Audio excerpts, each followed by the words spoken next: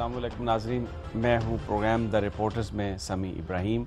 इस्लामाबाद ही में मेरे साथ स्टूडियोज़ में मौजूद हैं जनाब साबिर शाकिर।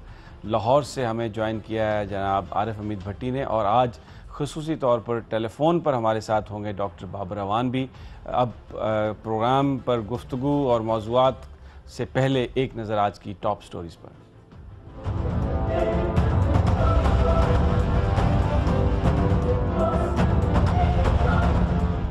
हो सकता है लंदन फ्लैट्स 90 की दिहाई में शरीफ फैमिली के लिए ही खरीदे गए हों।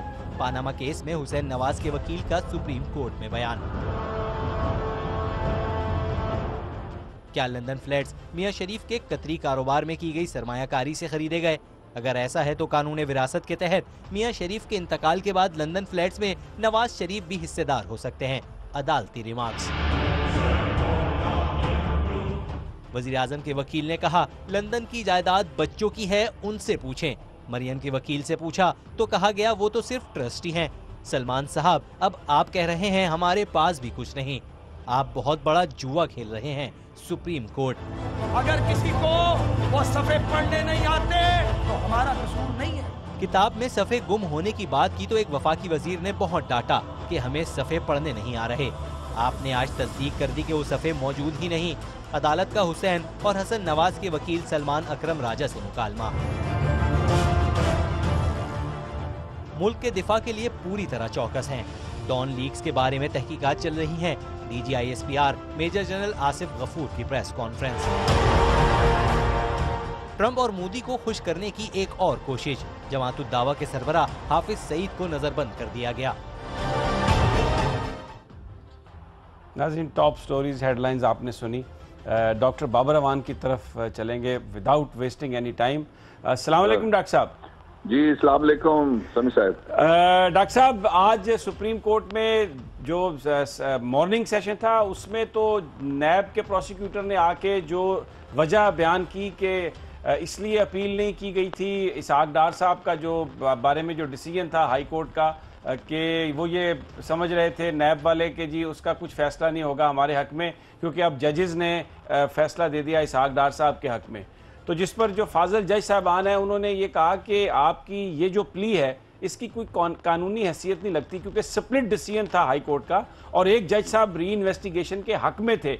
तो आपका जो ये जो आप कह रहे हैं कि ये बिल्कुल इसकी कोई लीगल बेसिस है, ये कोई बेसिस नहीं। गोया जो नैब का मौक़िफ़ था आज वो मुस्तरद कर दिया सुप्रीम कोर्ट ने, लेकिन ये कहा कि हम क्योंकि नैब के चेयरमैन को भी सुनेंगे, राजा सलमान अकरम राजा के आर्गूमेंट्स के बाद SCCP के चेयरमैन भी आएंगे, तो फिर इस पर देखेंगे क्या करना है। तो बड़ी आप ये समझते हैं ये जो बिल्कुल ये जो हुआ है मुस्तरद आज इनका नैब का मौक़िफ़, तो इसके क्या कंसिक्वेंसेस हो सकते हैं? फिर ये खेल खुल जाएगा केस ये इसहाक डार साहब का?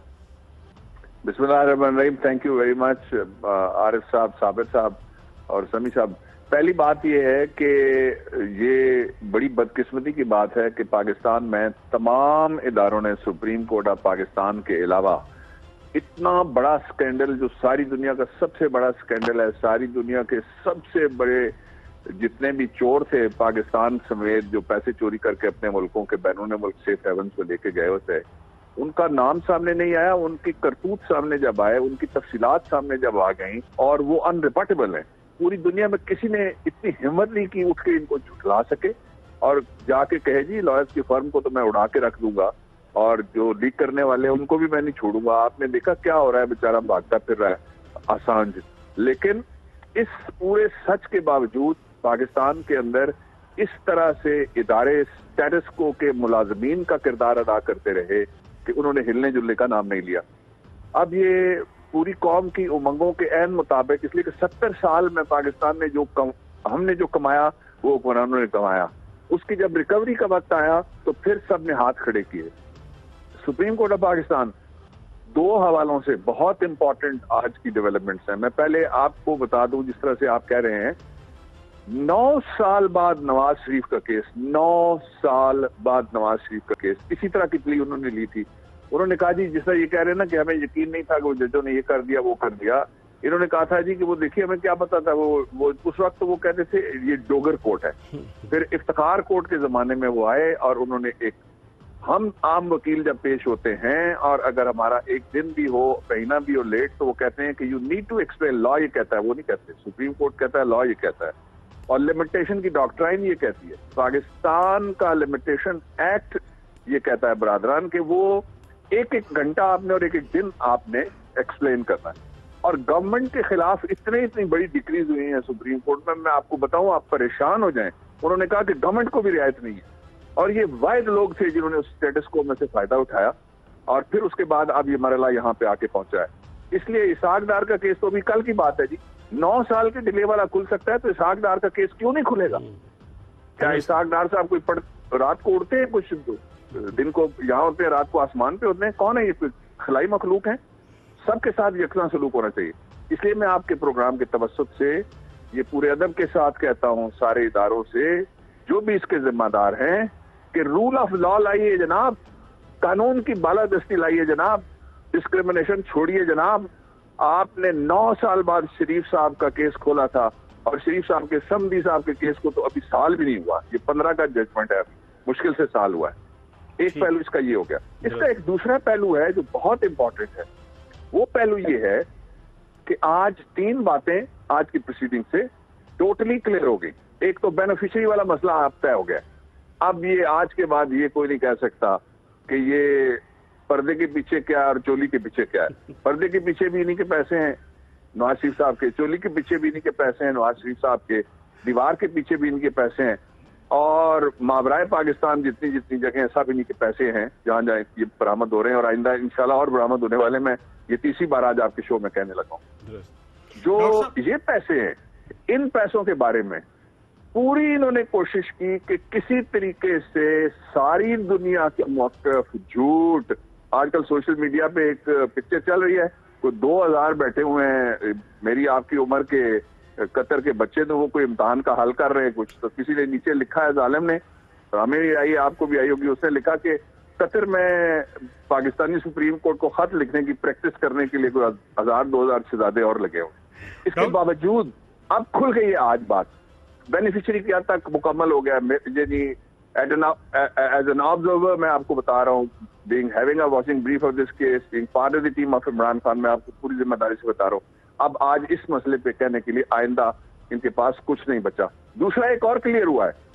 دیکھیے پاکستان میں کس کس بات پہ اچھل پڑتے تھے جو کم حوصلے والے منصف تھے, لوگوں کو سزائیں دیتے تھے, لوگوں کو عذاب دیتے تھے اپنی طرف سے, لوگوں کے رزق پہ اٹھ کے گلا دباتے تھے.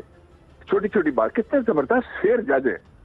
وہ کہتے ہیں ہمیں وزیر نے ڈانٹا, اس کے باوجود اس کا حوصلہ دیکھو یار, ان کا قلب سمیم دیکھو یار. ایسا ہوتا ہے منصف, اور منصف اس طرح کا ہوتا ہے جس نے کہا اس کے باوجود.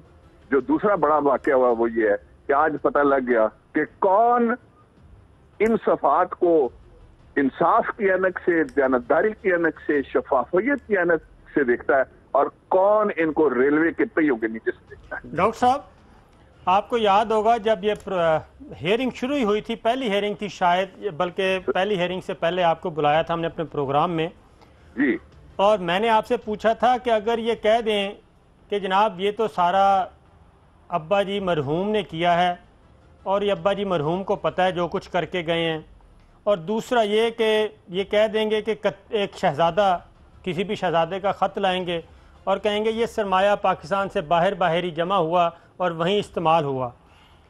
اب ہیئرنگ تقریباً تمام وکیل آ چکے ہیں. میاں صاحب کے وکیل آئے تو انہوں نے کہا کہ یہ ابا جی مرحوم اور پوتوں کے درمیان معاملہ ہے. تو جو بیٹے کا وکیل آئے گا وہ بتائے گا. بیٹے کے وکیل سے پہلے بیٹی کا وکیل آ گیا, انہوں نے کہا کہ یہ سارا کچھ بھائی کا وکیل بتائے گا, اور اس سے پہلے آ گیا سمدھی کا وکیل. سمدھی کے وکیل نے بھی کہا کہ یہ ہمارا معاملہ نہیں ہے, یہ تو بھائی کے وکیل آ رہے ہیں وہ بتائیں گے. اب بھائی کے وکیل بھی یہ کہہ رہے ہیں کہ دادا جی مرحوم نے جو کچھ کیا ان کو پتہ ہے اور ہمیں نہیں پتہ, اور ایسا بھی زمانہ نہیں تھا کہ 12 ملین درہم اتنی بھی بڑی رقم نہیں تھی کہ وہ کیش کے ذریعے لے جائی نہ جا سکتی ہو. آج یہ موقف آ گیا ہے تو آپ کیا سمجھتے ہیں کہ یہ منی ٹریل دینے کے لیے تیار نہیں اور سپریم کورٹ کسی نتیجے کی طرف جا رہی ہے؟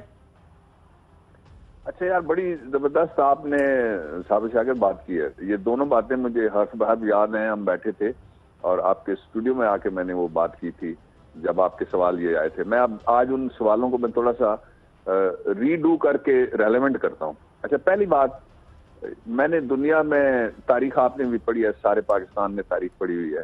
ہم نے سنا ہوا ہے کہ ہٹلر نے بڑے مظالم کیے. ابھی تو یہ طرفہ سچ ہے، لوگ کہتے تھے، لیکن نکلا بعد میں کہ جی بڑے ظلم ہو گئے.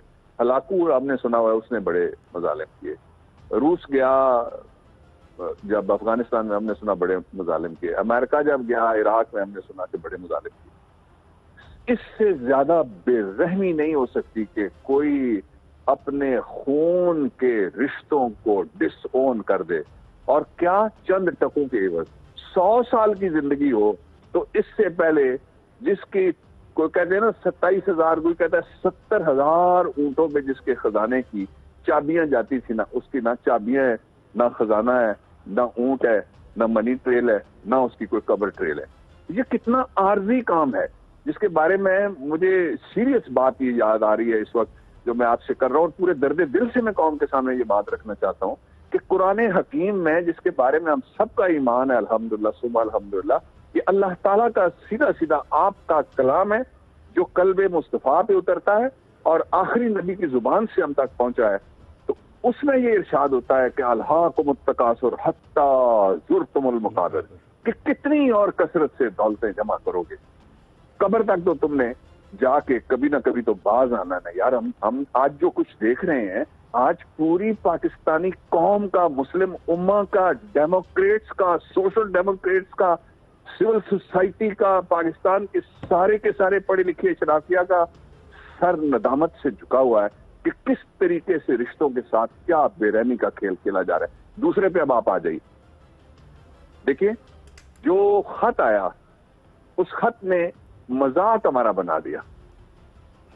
جو دوسرا خط آیا اس نے مذاق کا مذاق بنا دیا. یہ ویسا ہی مذاق کا مذاق تھا جس طرح پہلے ایک شہزادہ آیا تھا، وہ ہمیں یہاں سے اٹھا کے باقاعدہ ایک چارٹرڈ جہاز میں ہمیں وہ جدہ لے کے گیا. جب ہم وہاں پہنچے، ہم نے کہا ہم نے کوئی معاہدہ نہیں کیا. صابر شاکر، عارف اور سمی نے نکال کے معاہدہ تھا جی یہ 10 خط ہیں.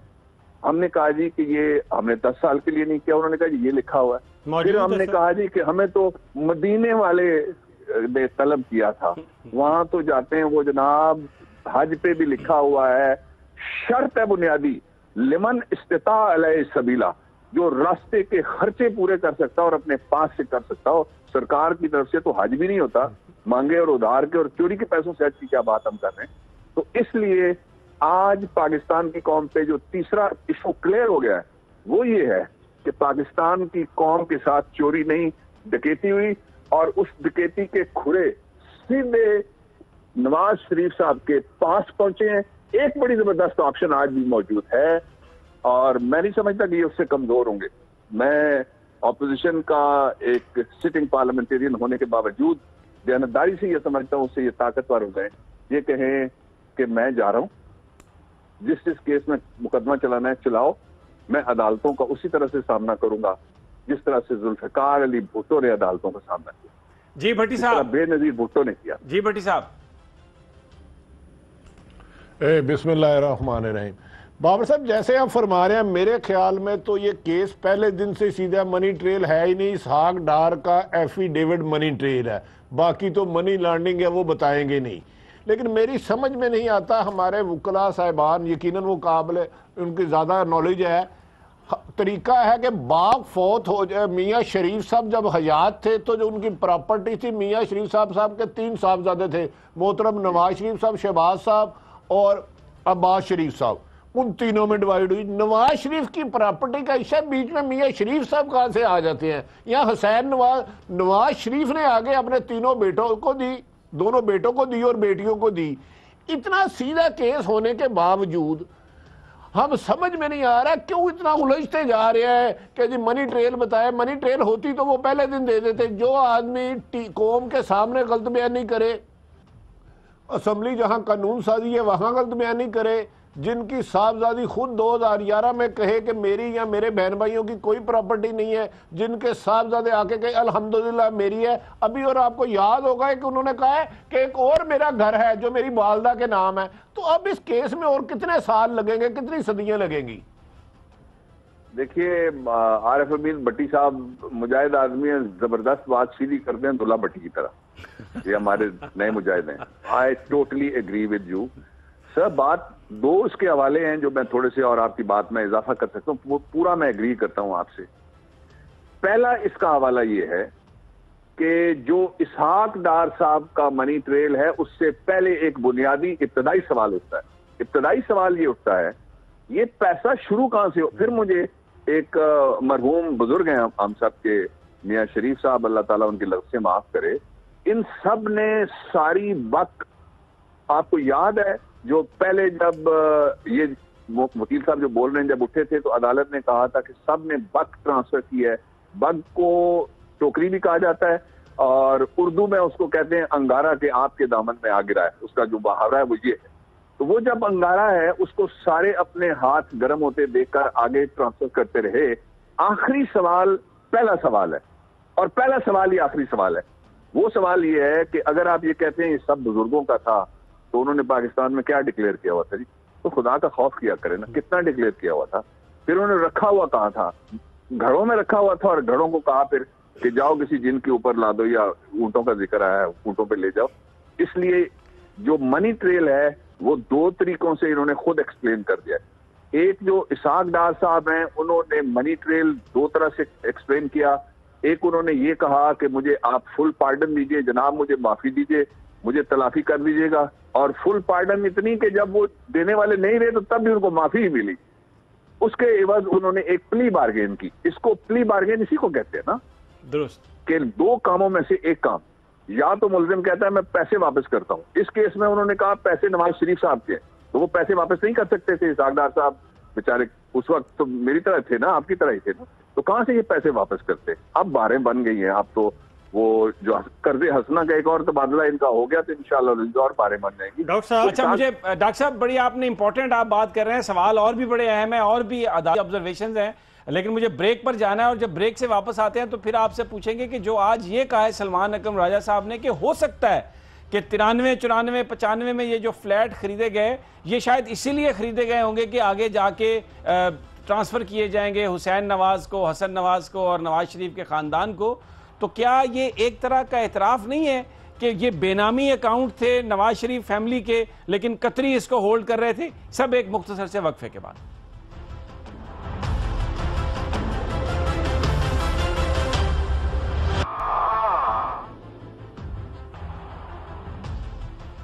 ویلکم بیک ناظرین، چلتے ہیں ڈاکٹر بابر اعوان صاحب کی طرف. ڈاکٹر صاحب آپ میری آواز سن رہے ہیں؟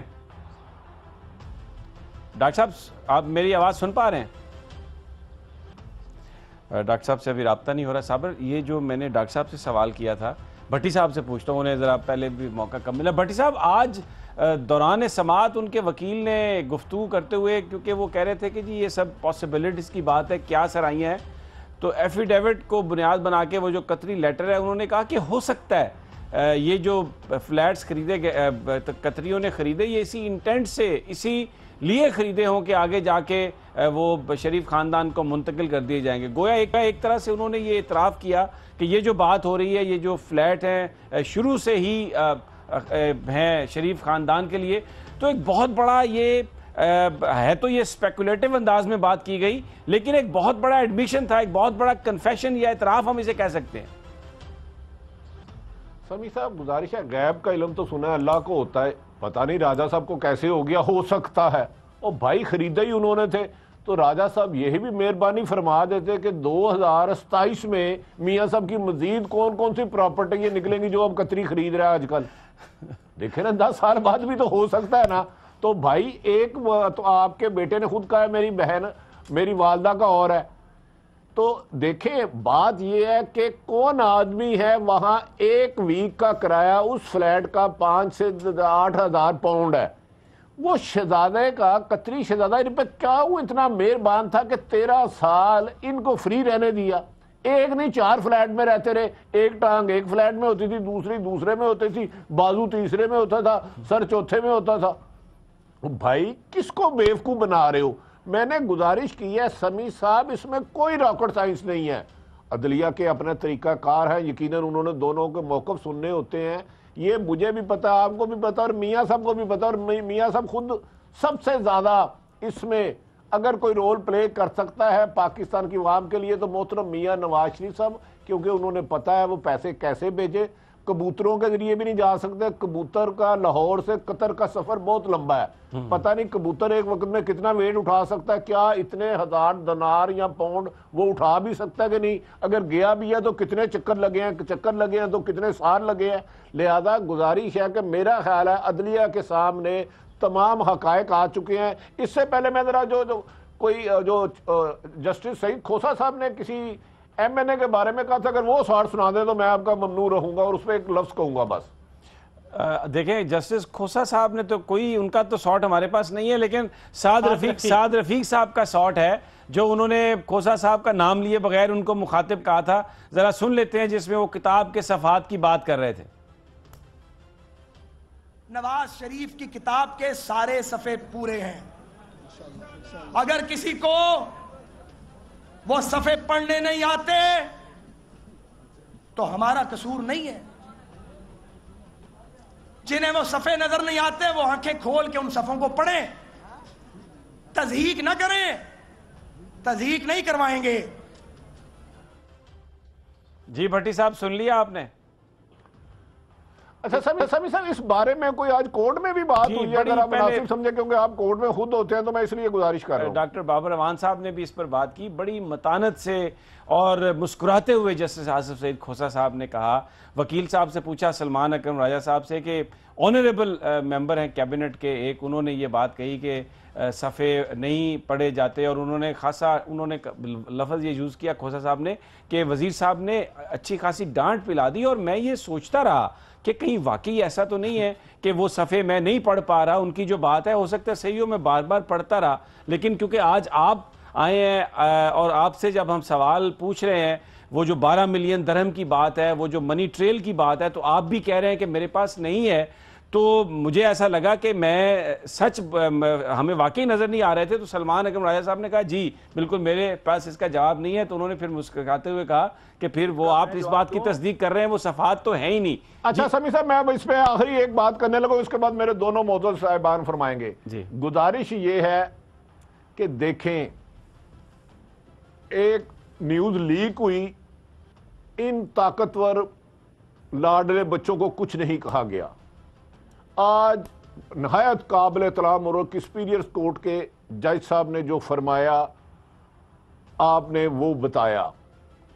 2-3 دن پہلے انہوں نے خواجہ صاحب نے ایئر وائی پر بھی اپنے جو فرمادات تھے فرمائے, تو ان کے لیے اتنا ہی عرض ہے کہ جو اعلیٰ ظرف ہوتے ہیں ہمیشہ جھک کر ملتے ہیں, سراہی سرنگو ہوتی ہے پیمانہ بھر جانے کے بعد. آپ ایٹم بم نہیں کھاتے, اداروں کو بھی ڈرا رہے ہو, صحافیوں کو بھی ڈرا رہے ہو, آپ فوج کو بھی نیچے لگا رہے ہو. اور آج جو معزز جج صاحب نے فرمایا, مجھے افسوس ہے ہمارے پولیٹیشین کاش سیاست کو خدمت سمجھے, سیاست کو دھمکیے اور ڈرونے خواب نہ بنائیں. جی ڈاکٹر بابر امان صاحب. اچھا 2 باتیں. جی ایک تو میں پہلے یہ جو خالی صفحے کی طرف بعد میں آنا چاہتا ہوں. پہلے میں ایک بات کر رہا تھا, میں نے پہلے آپ کو کہا اور قوم سے کہا کہ میں دکھے دل اور درد دل کے ساتھ یہ بات کر رہا ہوں, وہ میں مکمل کر لوں. لیکن اس میں مجھے خدشہ یہ ہے کہ کہیں مفت کا مشورہ نواز شریف صاحب کو نہ مل جائے جو میں بات کرنے لگا ہوں. یہ ایک نیا سوال ہے جو اس سے پہلے پاکستان میں کسی جگہ نہیں اٹھا. عدالت کے اندر, عدالت کے باہر, مفت میں جو چیز بھی ملے ڈاکٹر صاحب وہ نہیں چھوڑتے. چلیں پھر مفت پیش خدمت ہے جی. یہ اس سے پہلے کسی نہ لکھا گیا, کہیں نہ بولا گیا, نہ کہا گیا جو میں بات آپ کہنے لگا ہوں. یہ گورنمنٹ کے لیے بہت زبردست قسم کی ٹپ ہے, اور ایک ان کے لیے بہت زبردست قسم کی پتلی گلی ہے جس میں سے وہ سارا کچھ ثابت کر سکتے ہیں, جو میں آپ کی اجازت سے پیش خدمت کر رہا ہوں. اور صابر شاکر صاحب کی فرمائش سے یہ بی بی کے کیس میں کور کرنے آتے تھے, میں بی بی کا وکیل تھا اس زمانے سے جناب, اور مار کھانے والوں میں سمیع ابراہیم صاحب بھی تھے اور بولنے والوں عارف بھٹی صاحب بھی تھے. بات یہ ہے کہ یہ گئے قطر میاں شریف صاحب. میں غلط ہوں تو مجھے کہنا نہیں تاکہ میں آگے بات بڑھاؤں. گئے نا جی؟ جی گئے بالکل. یہ گئے دبئی. گئے بالکل. یہ کس پہ گئے؟ ہوائی جہاز تھا نا. جی بالکل. ٹھیک ہے, تو ریکارڈ تو موجود ہے نا ہوائی اڈے پہ. اگر گئے ہوں تو پھر ہی ڈاکٹر صاحب موجود ہوگا نا. ایک سیکنڈ. اور دیکھیں اونٹوں پہ بہت کچھ انہوں نے ٹرانسفر کیا ہے, تو سفر بھی اس طریقے سے کیا جا سکتا ہے. ایک منٹ نہیں, آلٹرنیٹ روٹ آج بٹی صاحب نے اشارہ دیا, میں اشارہ مکمل کرنے لگا ہوں. آلٹرنیٹ روٹ بھی قوم کے سامنے رکھتے ہیں. دیکھیے پہلی بات یہ ہے کہ جو ٹریولنگ الٹرنیٹیز ہیں وہ ابھی اب دیکھیں ان کی شیخ رشید صاحب کے ایک مقدمے میں انہوں نے کہا جی اچھا یہ باہر جاتے رہے, ٹھیک ہے, اور مقدموں میں یہ کہتے ہیں کہ فلاں جگہ سے وہ اسٹیل مل کا چیئرمین PIA میں بیٹھا, پنڈی آ کے وہ اترا ایئرپورٹ میں, اس لیے وہ وزیر اعظم ہاؤس رشوت دینے چلا گیا. یہ بھی مقدمے انہوں نے چلایا نا, جب یہ خود احتساب کر رہے تھے لوگوں کے خلاف کہ آپ کراچی سے بیٹھے ہیں پنڈی اترے ہیں, تو اس کا مطلب یہ آپ کسی کو رشوت دینے جا رہے ہیں. اچھا اس کے بعد دوسرا طریقہ میں بتاتا ہوں, فارن آفس کے پاس تو ریکارڈ ہے نا, پرائم منسٹر کے ابا جی جا رہے ہیں اور اسٹیٹ ٹو اسٹیٹ ریلیشن ہے, وہاں وہ ریکارڈ نکال کے فارن آفس والے یہاں سے دے دیں. اب انہوں نے گھریلو ملازم بٹھایا, میں اسی لیے کہہ رہا تھا, وہ کہیں گے جی ریکارڈ ہم نے بنا لیا, نیا لے کے آ جائیں گے. تیسری بات ایک اور راستہ بھی ہے اسی کو ثابت کرنے کا, ونڈیکیٹ کر دیں گے اپنی پوری تینوں نسلیں قوم کے سامنے. تیسرا راستہ یہ ہے کہ وہ قوم کو سچ بتا دیں. نہیں بتائیں گے. اب میں آتا ہوں جو عارف حمید بھٹی صاحب کہتے ہیں کہ جی یہ اتنے پیسے اور یہ سارا کچھ ٹریل کدھر گیا, کبوتر اٹھا نہیں سکتا, راستے میں باز ہوتے ہیں, وہ علاقائی بازوں کا ہے, اور وہ تو یہاں کے پرندے نہیں چھوڑتے, ان کے باز تو وہاں کیا چھوڑتے ہوں گے, اس لیے کبوتر کا تو سوال ہی پیدا نہیں ہوتا. یہ ہو سکتا ہے کہ اب ڈیفینس جس طرح دیکھیں نا, آج انہوں نے کہا نا, وکیل نہیں بولتا جی ہم تو انڈر انسٹرکشن بول رہے ہوتے ہیں. آج نواز شریف صاحب بولے, آج ان کے صاحبزادی اور صاحبزادے بولے نا, جی میں وکیل سے کیوں کہوں, وکیل تو وہاں اور 100 مسلم لیگ نون کا جا سکتا ہے, کسی کو بولنے دیں گے. وکیل ہو تو ظفر علی شاہ کو کہیں, سب سے پرانا وکیل ہے جو کھڑے ہوئے تھے اس وقت ان کے لیے, اب ساری خود معافیا مانگ کے دیگچے اٹھا کے باورچیوں کو لے کے ملک سے باہر بھاگ گئے تھے, وہ بیچارے یہاں رولتے رہے ہمارے ساتھ. تو ایک آسان نسخہ یہ ہے کہ یہ جن کو صفے نظر آ گئے تھے نا, یہ بتائیں گے کہ پاکستان اور قطر کے درمیان ایک ریلوے لائن ہے اور اس میں پیسے گئے تھے اور ریلوے سے ریکارڈ لیں. ٹھیک, ریلوے لائن تو ہے نا قطر اور پاکستان کے درمیان, جس طرح ان کو صفے نظر آتے ہیں. اگر یہ واقعی ثابت کر دے ان کے وکیل صاحب کل کہ کبوتر کے ذریعے پیسے گئے, کیونکہ کبوتر کی امیگریشن بھی نہیں ہوتی, وہ عموماً اوپر سے جاتا ہے, تو پھر پاسبلٹی ہے ان کی بچت ہو جائے, کبوتروں کے ذریعے گیا وہ پیسہ. سر میں بتاؤں آپ کو, نہیں نہ ہوتی وہ کہیں لائن کیوں میں نہیں آتا. میں آپ کو تینوں جوانوں کو یہ بات بتانا چاہتا ہوں. تھینکس فار کالنگ اس جوان. ان کے ہاں ہیں نا, آپ تو جوان کا مطلب ہے you are all fighters as well.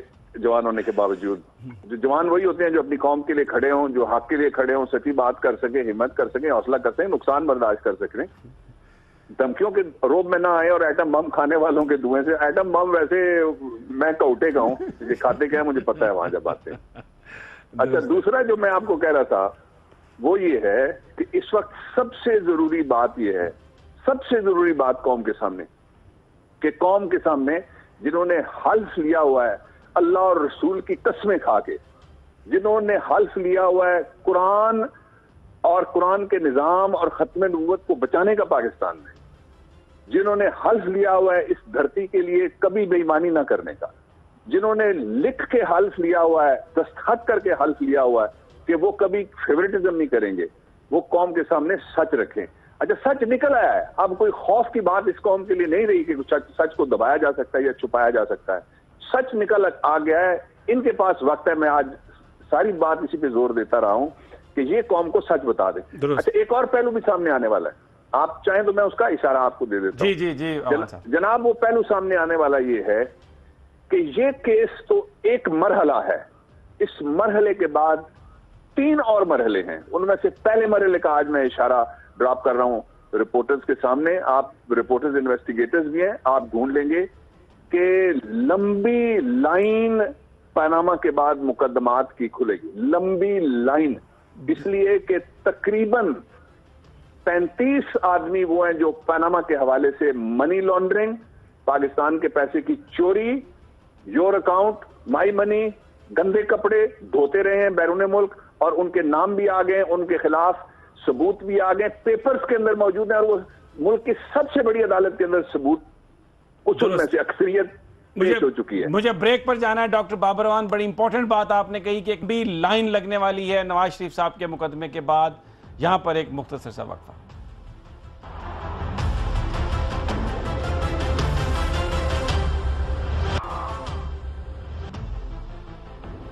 Welcome back ناظرین. اب ایک دوسرا موضوع ہے, وہ بھی بڑا امپورٹنٹ ہے. حافظ سعید صاحب کو ہاؤس اریسٹ کیا گیا. صابر ذرا بتائیے یہ کیا ہے؟ یہ آپ مجھے بتا رہے تھے کہ متبادل حکمت عملی ہے.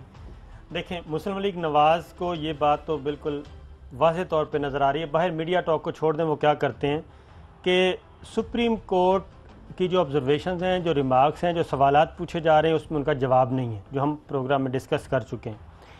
اب مسلم لیگ نواز ایک نیا نیریٹو دے رہی ہے واشنگٹن کو, انڈیا کو, ویسٹ کو, کہ جناب ہم ہیں اصل میں آپ کے لائک مائنڈڈ, ہم یہ کام کرنا چاہتے ہیں, یہ کر رہے ہیں, لیکن ہمیں سزا دی جا رہی ہے پاناما کیس میں, اور ہمیں ہٹانے کے لیے پلان تیار کیا جا رہا ہے. اگر ہم ہوں گے تو آپ کے مفادات کو آگے لے کر چلیں گے, اگر ہم نہیں ہوں گے اور پاناما کیس میں کچھ اور ہو جائے گا تو پھر یہ ساری چیزیں نہیں ہوں گی. تو یہ ایک نیا نیریٹو بلڈ باقاعدہ طور پہ ان کے اعلیٰ دماغ بیٹھے ہیں کہ اگر جانا ہی ہے تو پھر اس طریقے سے جایا جائے اور اس طریقے سے الجھ کے جایا جائے. ڈاکٹر بابر اعوان صاحب یہ اپنے آپ کو بتانے کی کوشش کر رہے ہیں ویسٹ کو کہ ہم آپ کی ڈارلنگ ہیں, سپریم کورٹ ہمیں سزا اس لیے دے گی کہ ہم نے حافظ سعید کو اریسٹ کیا اور اس کے علاوہ بلاگرز کے معاملے میں فوج کو اس کو ڈالا, تو یہ متبادل حکمت عملی کام کرے گی آپ سمجھتے ہیں؟ دیکھیں اس وقت میں آئی ٹوٹلی اگری, جو آپ لوگ بات کر رہے ہیں میں ان سے آپ سے مجھے اتفاق ہے. یہ ٹریک 1 ہے. ٹریک 2 یہ ہے کہ ایک ان کا اتحاد وہ ہے کہ جس اتحاد کے ایک رکن عرب میں جاتے ہیں اور عرب میں جا کے وہ اس ملک میں 50,000 لوگوں کا جلسہ کرتے ہیں, وہاں شہزادے ان کے سامنے بیٹھے ہوئے ہیں ان کے دوست, اور جلسہ کر کے وہ واپس آتے ہیں جب, تو پھر اس ملک کے وہ فوجی پریڈ میں شرکت کرتے ہیں, اپنا الائنس شو کرتے ہیں. جب یہاں فوجی پریڈ ہو رہی تھی تو برج الخلیفہ کے اوپر اس وقت ہندوستان کا پرچم لہرا رہا تھا, اور وہاں جو یہ ساری دنیا نے دیکھا. تو یہ ٹریک 2 یہ ہے, ایک تو جو آپ کہہ چکے, میں اضافہ کرتا ہوں, ٹائم تھوڑا ہوگا. ٹریک 2 یہ ہے کہ ایشیا سے جو پاکستان کے ارد گرد کے ممالک, وہاں سے یہ تاثر دیا جائے کہ نواز شریف سے زیادہ کوئی بڑا خادم جو اس وقت کی نئی امریکی انتظامیہ ہے وہ ان کو نہیں مل سکتا. اور لیکن ان کی اگلی ایک ڈیفیکلٹی آ گئی ہے. مجھے کیونکہ ڈاکٹر صاحب ٹائم کم ہے, مجھے بھٹی صاحب کی بھی انپوٹ لینی ہے. بالکل آپ نے دوسرا. جی بھٹی صاحب. سمی صاحب میں کہیں دیکھ رہا تھا کہ بھارتی ہائی کمشنر کے مطالبے پر انہیں بند کیا گیا. ہم بھائی بھارتی ہائی کمشنر سے مطالبہ کرتے ہیں, وہ میاں صاحب کو کوئی ٹریل ہی بتا دے یار بھائی کیسے لے کے گئے تھے اتنا خربوں روپیہ باہر, ہم پاکستان بیچاری قوم اس عذاب سے نکلا ہے. ڈاکٹر صاحب یہ بڑی زبردست ڈیمانڈ کی ہے انہوں نے, اگر کچھ آپ کمنٹ کرنا چاہیں اس پہ. صابر پھر اس کے بعد آپ. جی یہ بڑا سچ ہے جی, اگر وہ ان سے مطالبہ کریں گے تو وہ مان جائیں گے. انہوں نے ان کے مطالبے پہ یہاں پہ یہ کہہ رہے تھے نا امیگریشن کبوتروں کی دی, انہوں نے را کے چیف کی امیگریشن اور انڈیا کے پرائم منسٹر کی اور جندال کی نہیں کرائی. جی صابر. حافظ سعید پہ, جماعت الدعوہ پہ, فلاح انسانیت پہ پابندی لگانے کے لیے نہ ہی کوئی واشنگٹن سے بیان آیا, نہ ہی ابھی دلی سے آیا. یہ خود انہوں نے صرف اور صرف اس کو کاؤنٹر کرنے کے لیے کہ پاناما کیس سے توجہ ہٹے اور ہم ویسٹ کے سامنے ہیرو بنے, اور یہی وجہ ہے کہ آج بھارتی ہائی کمشنر نے اسلام آباد میں ویلکم کیا اس فیصلے کو, اور انہوں نے کہا کہ ہماری یہ خواہش بھی تھی اور ڈیمانڈ بھی تھی. بہت بہت شکریہ صابر آپ کا, بہت شکریہ عارف عبید بھٹی صاحب اور بابر اعوان صاحب. بڑی افسوسناک بات کہ پاناما پیپرز جو کرپشن کی کہانی ہے اس کے مقابلے میں نیریٹو بنانے کے لیے حافظ سعید جیسے آدمی کو گرفتار کیا جس سے پاکستان کو کوئی خطرہ نہیں. ناظرین یہ تھا آج کا رپورٹر. کل پھر انشاءاللہ آپ سے ملاقات ہوگی. اجازت دیجیے. اللہ نگہبان.